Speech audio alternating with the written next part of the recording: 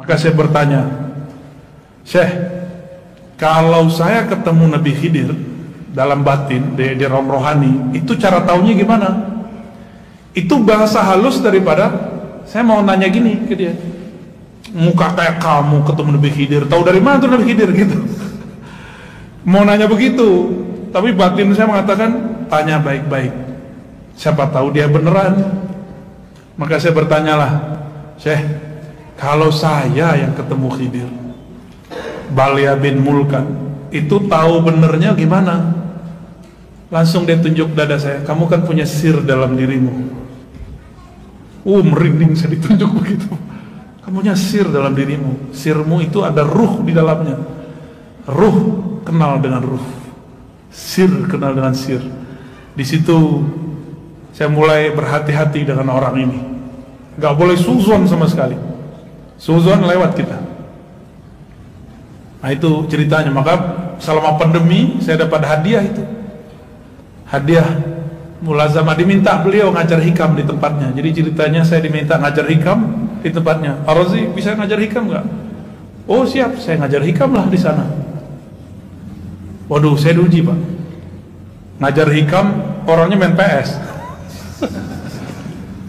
Hikam kan mengajarkan berbaik sangka, benar nggak? Dia main PS, saya bisa nggak baik sangka sama dia? Selesai saya ngajar hikam, saya duduk bersama beliau, nemenin beliau main PS. Ternyata beliau ini satu napas nggak pernah lupa kepada Allah Subhanahu Wa Taala. Jadi ketika main segala macam, ada sirnya turun, diambil kertas, dia tulis. Saya mau nanya waktu itu, Syekh, ente tahu nama ruh, dalilnya mana? Ada nggak ulama terdahulu yang ngomong nama ruh? Jadi dulu saya termasuk meragukan nama ruh, ya, termasuk yang meragukan nama ruh. Dan itu kepala saya mau pecah Pak, mau ngomongin masalah nama ruh. Karena selama ini saya belajar thariqah, saya asli belajar thariqah dan dapat ijazah kemursidan. Beda dengan orang di luar sana yang anti dengan masalah ini, dia belajar thariqahnya cuma lewat kitab atau cuma baca rotib-rotib aja, gak pernah suluk 40 hari, gak pernah suluk sekian hari, gak pernah ikut suluk tarekat apa. Saya ngikutin dan emang gak ketemu dalam kitab-kitab yang pernah saya baca. Ternyata saya kurang baca kitab. Ada ternyata. Kata beliau, ente cari, lagi main PS. Ini orang gak pernah nyantri Pak. Tapi dia bilang saya belajar kitab tasawuf bukan di sini, tapi di alam lain. Oh, kan pusing lagi kita. Selama ini saya tahu nama kitabnya Ghunyah, karya Syekh Abdul Qadir Jilani. Lagi habis main PS dia bilang, tutup. Kamu kalau ragu bab ruh, padahal saya nggak nanya Pak, cuma di hati doang. Kamu kalau ragu masalah ruh, cari kitab Syekh Abdul Qadir Jilani, buka kitab Al-Ghunyah. Kitab apa? Al-Ghunyah. Saya mikir kapan orang dibaca kitab Ghunyah. Kitab itu saya udah punya, cuma nggak tahu waktu pindahan nggak ketemu. Saya beli lagi itu kitab. Benar, sekarang 2 eksemplar saya punya, ketemu lagi itu kitab. Jadi saya beli kitab itu seminggu setelah dari ketemu. Saya waktu itu datang sekali seminggu. Udah hampir khatam nggak ketemu. Tambah shock di hati nih. Wah, kayaknya nih asal tebak-tebakan doang nih. Tapi kemudian masih ada sisa 1/5 lagi belum saya baca. Tutuplah. Kirim dulu Fatihah ke Nabi sallallahu alaihi wasallam. Al-Fatihah li ruhin Nabi sallallahu alaihi wasallam. Lalu saya Fatihahin juga beliau yang bilang itu. Kalau ente benar nih pasti ketemu langsung nih. Benar, saya buka ketemu halaman itu langsung. Tapi ketika buka itu, saya udah bolak-balik belum paham juga. Baca balik. Bagian mana ya? Ulang lagi. Yang ketiga baru ketemu. Jadi ketika seseorang jadi murid, ya, ini ada orang jadi murid nih.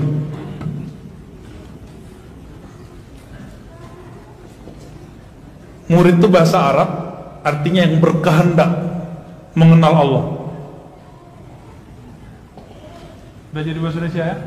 Ini pertanda bahwa dulu yang jadi guru di negeri ini adalah para sufi. Ya.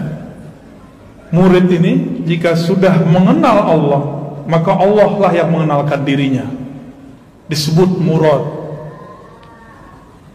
Ini tarikot lama di zaman dulu.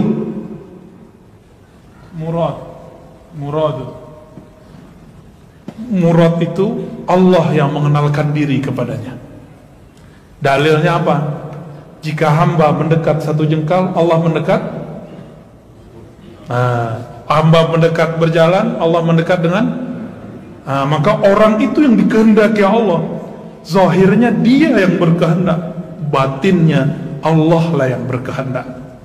Maka disebut murad. Jika si murid sudah faham bab ini, dia nggak merasa zikirnya lagi yang hebat, dia nggak merasa sholatnya lagi yang dahsyat, tapi dia merasa semua ini anugerah dari Allah. Baru disebut murad. Habislah iradah dia dalam iradah Allah, lenyaplah kudrat dia dalam kudratnya Allah. Ketika itu Syekh Abdul Qadir berkata, Allah akan menamakannya dengan nama-nama yang hanya Allah yang tahu. Hanya Allah yang tahu itu maknanya 2. Benar hanya Allah yang tahu dan para walinya atau nabi-nabi. Karena di Quran kan ada la ya'lamul ghaiba illallah, tidak mengetahui yang gaib kecuali Allah. Kecuali Allah memberitahu, kata Imam Suyuti. Kepada siapa Allah kasih tahu? Nabi dan wali-walinya. Nabi dan wali-walinya. Di situ ada kalimat Allah akan menamakan orang ini dengan nama-nama yang hanya Allah lah yang tahu. Makna keduanya, nama-nama itu banyak, hanya Allah yang tahu berapa banyak nama itu. Ternyata ini kan teman kita nih, Bang Dodo, juga berguru kepada Syekh Hisham. Kata Syekh Hisham juga sama ya, satu orang bisa punya nama lebih dari satu. Syekh Hisham Kabani, tahu Syekh Hisham Kabani, murid Syekh Nazim. Syekh Abdul Qadir ngomong begitu loh ya. Allah akan beri lakop dia dengan lakop itu gelar yang hanya Allah yang tahu. Bisa berarti hanya Allah yang tahu dan para walinya, atau hanya Allah yang tahu berapa jumlah daripada gelar-gelar tersebut gitu. Dan itu semuanya gelar-gelar dan nama-nama makom dan ma'rifat. Disitulah saya kemudian tambah tasdik. Itu belum tasdik bener, masih proses ya, bertahap. Maka teman-teman, apa yang diragukan oleh kawan-kawan saya para asatidz sekarang, saya memaklumi dan saya tidak marah ya. Jadi antum, para dai, para masyayikh, mungkin sebagian habaib yang meragukan ini, saya tidak akan marah, saya tidak akan suudzon. Mungkin ada bahasa saya yang belum lengkap yang saya sampaikan sehingga antum ingkar, dan saya tidak akan marah. Maafkan jika ada kalam yang kurang pas. Maka sekarang saya buka kitabnya itu. Sebenarnya kalau mengikuti kajian saya dari awal, di Ribat kita sudah buka ya, di Ribat sudah lengkap. Ada yang ngikutin channel Ribat? Ikutin yang awal-awal.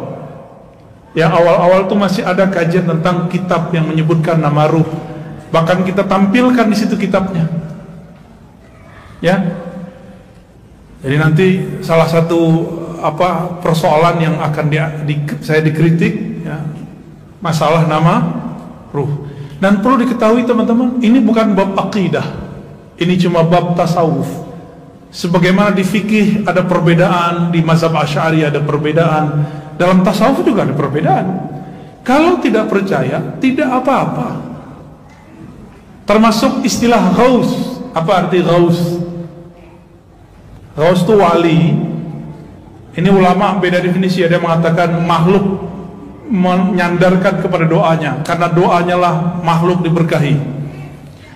Itu terjemahan kitab-kitab lama. Tapi kalau saya menerjemahkan al-ghaus adalah orang yang paling kenal Allah, namanya, sifatnya, afalnya, bahkan zatnya.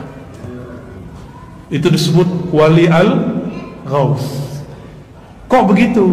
Jika dia kenal Allah, baru dia bisa meminta kepada Allah. Dengan begitulah doanya mustajab. Baru nyambung dengan definisi ulama yang lama gitu. Jadi ketika saya mengambil ini dari hadis Nabi, ketika ada seseorang sahabat berdoa, doanya lucu, antum pasti dengernya lucu. Allahumma ya ahad, kalimat gimana? La ilaha illa anta, lam talid wa lam tulad, nas'aluka bi annaka la ilaha illa anta samad, lam talid wa lam tulad wa lam takul lahu kufuwan ahad. Lucu nggak bunyinya? Wa lam talid wa lam tulad. Orang awam dengarnya wa lam tulad. Lucu nggak dengarnya? Antum biasa dengar apa? Lam yalid wa lam yulad. Kalau ya, dia. Kalau tak, engkau. Ya Allah, kami meminta kepada engkau yang maha ahad, yang maha samad, yang tidak melahirkan dan dilahirkan. Talid melahirkan, tulad engkau dilahirkan, berarti tidak perlu asbab. Walam takun lahu kufuwan, walam takun laka kufuwan ahad. Tidak ada yang sebanding denganmu. Kata Nabi, orang ini meminta dengan nama yang disebut Ismul A'zam, nama yang agung, yang mana jika nama ini dibaca maka doa akan dijabah. Berarti orang-orang yang disebut wali itu orang yang kenal Allah. Maka derajat kewalian itu 4. Derajat wali kenal nama, wali kenal af'al perbuatan, wali kenal sifat, wali kenal sir zat, bukan hakikat zat, sir zat, ya. Paham di situ? Ya. Nah, yang kita pelajari di Aqidatul Awam adalah sifat Allah, ya. Yang kemudian dimulai dari sifat zat, itu wujud. Nah, di sini kita mulai nomor 5 aja ya, karena pada lupa semua kan? Ya, benar. Bait nomor 5, wa ba'du fa'lam bi wujubil ma'rifah min wajibin lillahi 20 sifah. Ketahuilah yang mesti diketahui, yang mesti diketahui oleh kita, bukan oleh Allah. Min, di antara yang wajib diketahui, Allah memiliki 20 sifat. Bagi siapa diketahui? Bagi kita. Sifat Allah banyak nggak? Antum nanti saya sebut beberapa nama aja udah pusing ntar. Gimana kalau kita ajarin semua sifat? Ya, kiamat belum udah nyampe, belum selesai itu. Jadi 20 sifat itu bukanlah batasan nama Allah. Tolong diingat-ingat, 20 sifat bukan batasan nama Allah. 20 sifat itu kira-kira batas akal kita kuat memahaminya. Paham di situ ya? Oke. Yang pertama apa? Fallahu mawjudun. Allah itu mawjud. Nah, wujud itu ada 2. Boleh Mancuk dibantu bagus. Fallahu mawjudun. Allah itu mawjud. Apa arti mawjud dalam bahasa Indonesia? Ada. Mawjud itu nama yang ada, sifatnya disebut wujud. Maka kita sering menyebut wujud kidam, bukan Allah mawjud kan? Wujud kidam baqa.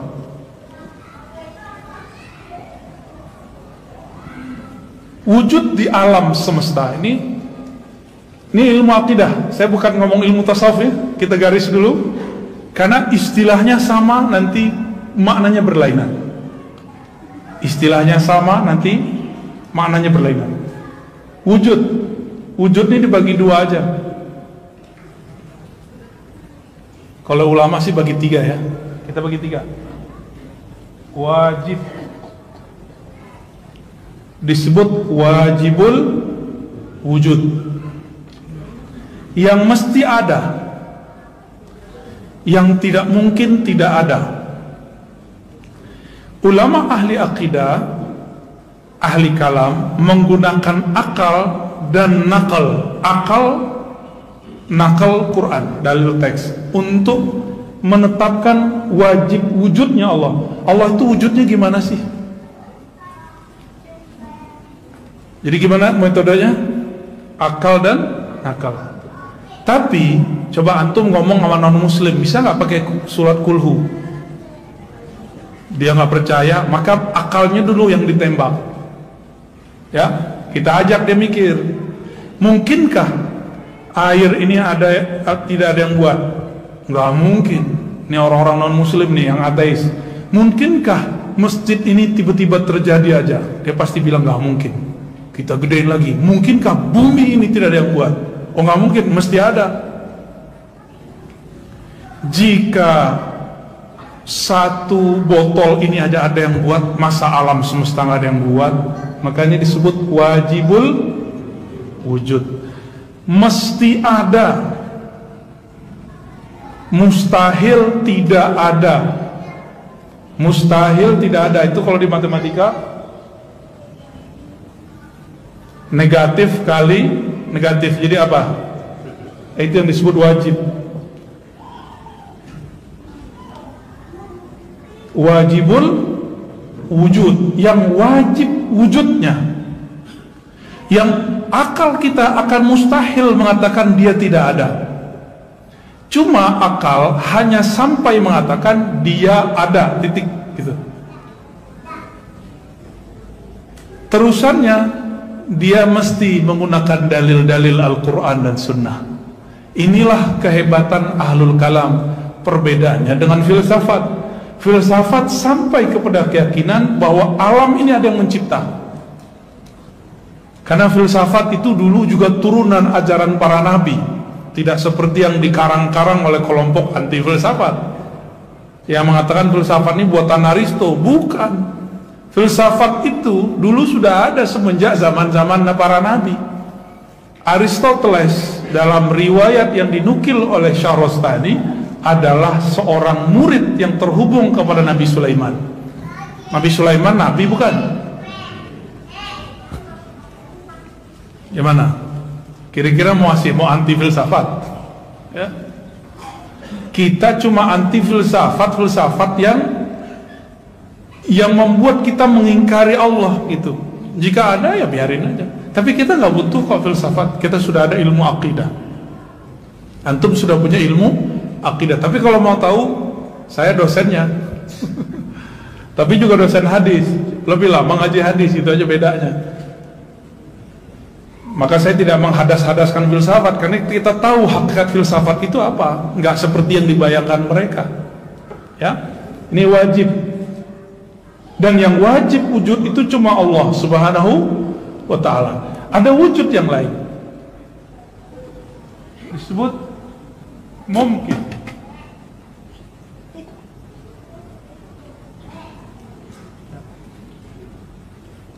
Mungkin. Apa arti mungkin? Bisa jadi ada, bisa jadi tidak ada.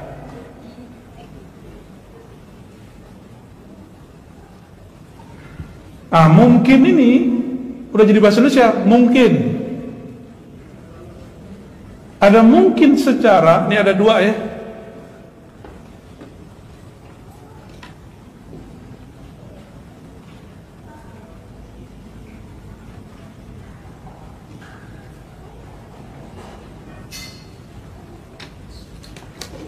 Eksak, gimana cara nulisnya? Kita sebut bahasa Arabnya aja.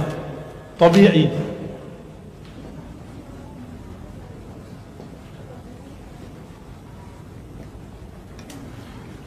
Secara akal. Dan yang kedua secara tabi'i. Tabiat itu yang orang sebut hukum alam. Contoh api secara hukum alam apa? Membakar. Udah pernah ngelihat orang Banten nggak kebakar belum? Ya, bener. Terus kalau Nabi Ibrahim nggak kebakaran tuh percaya nggak? Berarti secara tabi'i api membakar. Tapi akal kita bilang pernah kok seseorang dibakar api tapi tidak terbakar. Maka akal kita tunduk kepada Quran, karena Quran itu dibangun atas wahyu yang pasti diterima akal. Makanya Al-Quran mengatakan afala taqilun, apakah engkau tidak berakal?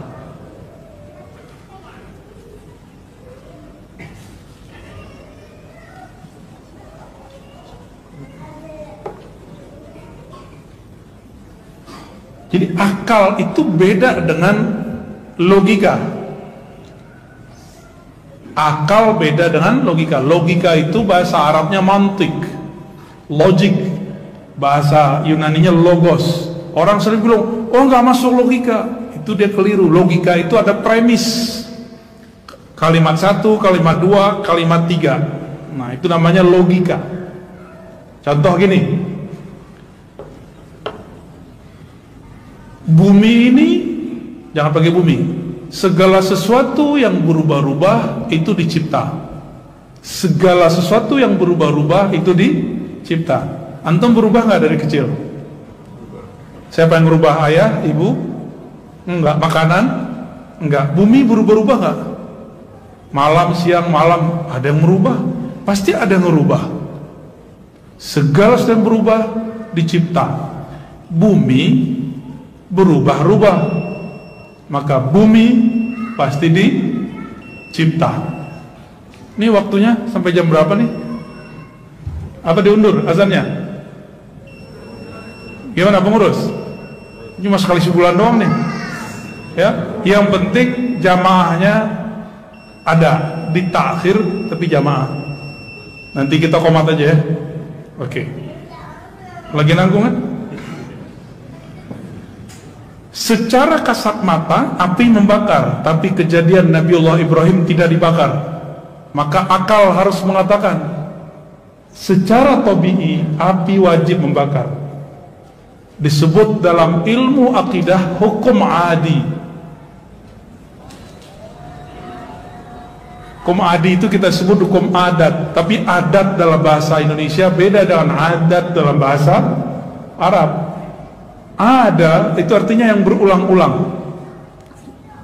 Ayah dari guru saya Syekh Muhammad Ramadan Al-Buti mengatakan, karena setiap hari kita melihat api membakar kertas, membakar rokok, maka kita mengatakan api pasti membakar. Maka disebut hukum adi. Adi sesuatu yang berulang.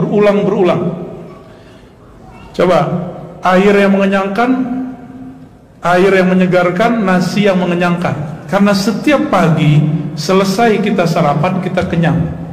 Benar ya? Setiap pagi, maka kemudian kita berkesimpulan bahwa airlah yang menyegarkan, nasilah yang disebut hukum. Sedangkan ini disebut hukum akli.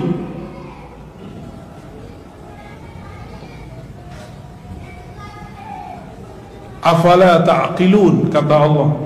Hukum akli. Hukum akli, dia melihat celah bahwa sebenarnya bukan air yang menyegarkan. Kenapa? Bukan air yang membuat kita kemudian masih bertahan hidup. Karena ada Ashabul Kahfi 309 tahun tidak makan, tidak minum, hanya tidur dan masih hidup. Benar? Ya. Gimana? Udah mulai connect? Beda akli dengan adi, beda hukum akal dengan hukum alam. Beda ya? Itu sebabnya akal bisa menerima yang disebut keramat dan mukjizat, tapi hukum tabii nggak bisa. Hukum adi nggak bisa terima. Disitulah berbeda pendapatnya seorang ulama sufi